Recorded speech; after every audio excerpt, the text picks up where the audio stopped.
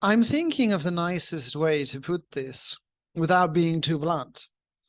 But in sales writing, once you have sent that email, once you've sent a proposal to your client or potential client, the clock starts ticking and you don't have unlimited time for getting a response.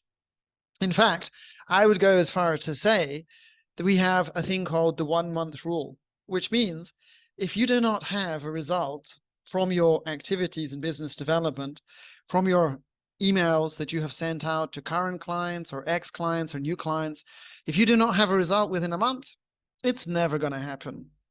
So what do I mean by this? I mean that in all of business development, it's not just in sales writing. This is if you go to a sales networking event, you do a speech, public speaking presentation, you do a roadshow, you do some email campaign, doesn't matter what you do. The clock starts ticking.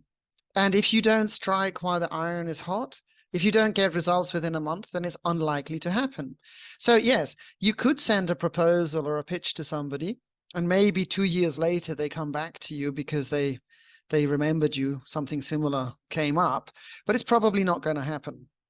So what can we take away from this? With the 1 month rule, it means you need to have a follow-up policy that if you do not get a response within a period of time, you need to follow up. You need to email them or call them. You need to decide how many emails and how many calls would be adequate for your follow-up policy. And you have to be honest with yourself that if your writing isn't getting responses within a specific period of time, especially 1 month, then maybe your value proposition isn't interesting.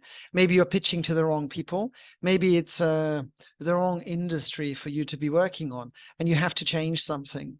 So follow-up is extremely important, but you need to remember that if you don't get results quickly, they're probably never going to come. If you have any thoughts about this rather provocative little concept, you can see my email, jjmcveigh@nichedonia.com. And of course, feel free to subscribe if you would like any other, both legal writing and sales writing and business development daily updates into your feed. Okay, thank you.